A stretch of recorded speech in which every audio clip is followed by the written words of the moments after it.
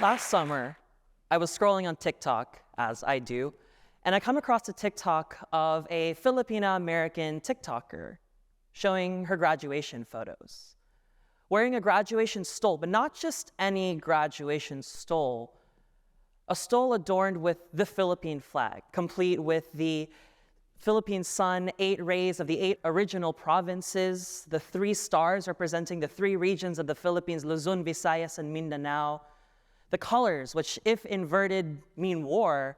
All of these symbols were contained within the stole that this Filipino-American TikToker was wearing and showing off to the world in this TikTok. I didn't think that much of this TikTok beyond the pride that I could see in myself as a Filipino-American myself, and scrolled past that TikTok.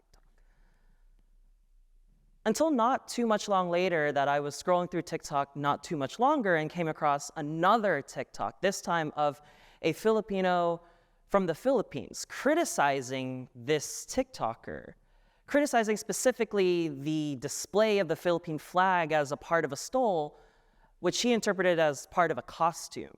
You see, it's important to know that Philippine Republic Act 8491 bans the display in part or in whole of the Philippine flag as a part of any costume or uniform. And after making that TikTok, repost after repost on both sides of the Pacific would criticize both of those TikTokers and many more people, asking a lot of questions about ignorance, about what does it mean to display Filipino-ness, about what does it mean to have a stole with a flag at all at graduation. These tensions about what it meant to display your Filipino-ness, especially as a creator who admitted she had never lived in the Philippines herself, raised quite a lot of tension. This tension is something that I've discovered in talking to my peers that are themselves the children of immigrants from across the world. This tension is not unique to the Philippines. There's always and seems to be ever-present tension about what does it mean to display your identity. Now, legality aside, one question that I found pressing about all of these TikToks and more broadly what it means to display your identity is, what does it mean for you to display a flag of a place that you have never lived in, never been from? More broadly, for me as a Filipino-American and for others of hyphenated American backgrounds, what does it mean to display a flag of a place you've never lived? How can you respond to arguments about inauthenticity and ignorance, a lack of belonging and inclusion and identity? And so I want to address that and speak more broadly about this question about what does immigration flag, if you will, about identity, about belonging, and what it means to be somebody in the grand scope of identity and immigration. I want to get one thing out of the way. If you couldn't tell by my description about the Philippine flag, I love flags.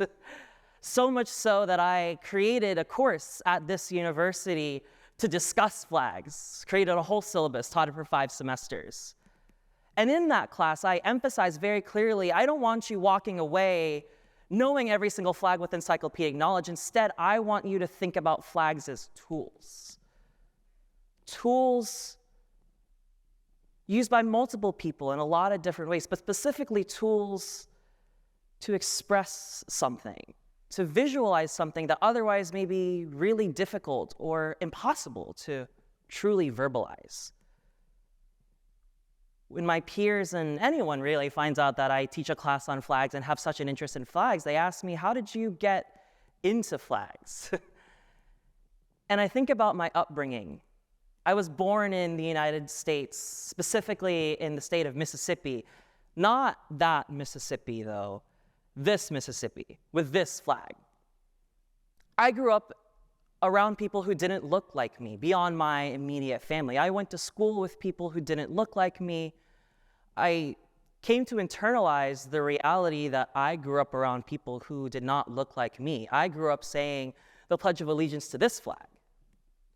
I grew up with parents who proudly, 4 months after I was born, naturalized to this country, along with those American stick flags that they give you at those naturalization ceremonies.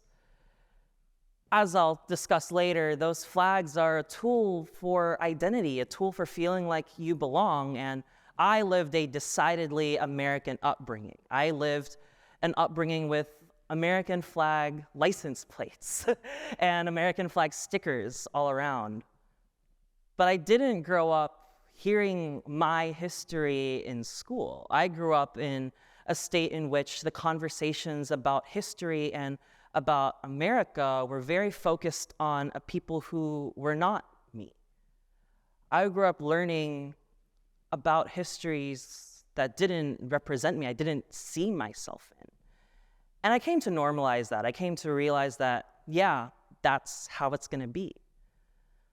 Until I dove deeper into things, I started seeking out and felt like I needed to seek out something that could represent me, my identity, my Filipino-American identity that I was starting to develop. And that's how I stumbled into flags, so to speak. I learned about the Philippine flag by searching it up online. And as you learn more about the stars and the stripes and the colors, you become curious about how other countries represent themselves. And so that's how I really got into flags, by searching and learning and understanding through searching it up online. What I realized when I was doing that more and more, though, is that maybe not everybody else sees flags the exact same way. All these other countries have some sort of national symbol, national identity, but I grew up in a country in which the American flag is displayed everywhere, not just on government buildings, but on people's homes, on businesses, on illegal, I'll add, clothes. But that's not how the rest of the world sees it. Take the Philippines, for example. Outside of national holidays, I've come to learn that the Philippine flag is something that is viewed as representative of the country, of the state, of the government. Its display outside of any government or formal national holiday is viewed as nationalistic, which is weird. And for me as an American that had grown up in a place where the American flag was everywhere, I found that confusing. I didn't really come to understand what that could mean. The more that I came and learned more about other countries, I realized that that was more the norm. Most other countries saw flags not representative of themselves, rather as representative of their governments. The governments had effectively used flags as tools of their own country to represent their perception of what that country means to the state. But America, as I've come to learn, is very different. Ever since the Immigration and Naturalization Act of 1960, every decade since the 60s has seen immigration be and continue to be a driving force for what makes America America. Its diversity, for better or for worse, from countries like Latin America and Asia and Western and Eastern Europe and Africa, that diversity creating a necessity to have a symbol that can represent everyone. I agree, American flag culture exists, and it is different from other countries in the sense that the diversity of America creates a circumstance where the country wants to use that flag and other national symbols to represent as many people as possible.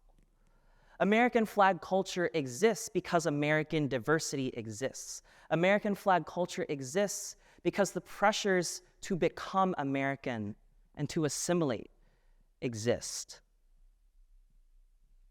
But the story of American immigration does not end with the first generation, does not end with people like my parents. More and more, there are second generation and a 1.5 generation, if you will, of immigrants to this country, the children of foreign-born parents. This decade marks the first decade in which there will be more second-generation immigrants in this country than first-generation immigrants, and that proportion will only continue to rise. And so the question becomes, how do the children of immigrants work to represent their own identities? How do they make sense of the world around them when the thing that they've been exposed to in America is American flag culture?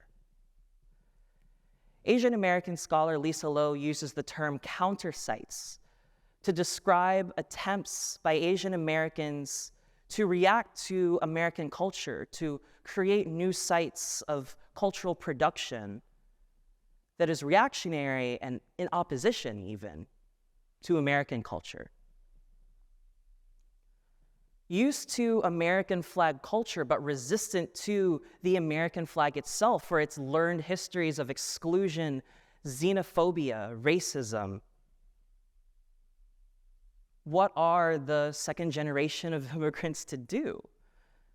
I argue that flags and national symbols and developing an identity based off of the country that your parents immigrated from become that countersite, become a space for the children of immigrants to say that I am here too, we are here too, and we are proud of where we came from. The children of immigrants come from a memory that is not intricately linked to a memory of immigration, but rather one of exclusion, and is proud to remember and think about where it is that they came from. I want to take a minute to discuss something called the immigrant paradox, which states that the children of immigrants are more likely to experience mental health challenges than immigrants themselves. Researcher Krzysztof Masakowski states that the children of immigrants are 17% more likely to experience mental health challenges, and that proportion rises to 22% when we talk about child immigrants from the Philippines specifically. That immigrant paradox has been replicated time after time for members of immigrant groups and their children from Latin America, from Asia, from Africa. And I don't use this to say that immigrants don't experience mental health challenges. But the reality is there is a growing divide between the understanding of what it means to immigrate, and particularly what it means to immigrate to America and for their children. How can the children of immigrants start to make sense about feelings of exclusion, feelings of pressures to assimilate and to belong? We need to start thinking about the language that the children of immigrants themselves are using to express their own identities. If we think about the symbols that we use, we need to start thinking about who it is are flying these flags and why would they be flying these flags, and not criticizing from the get-go the act of flying that flag itself. We need to start thinking about motivation and what it means to belong and how we express that belonging. And so I ask you, what flags do you fly in the flagpole of your heart? And what does that say about what you flag? Salamat.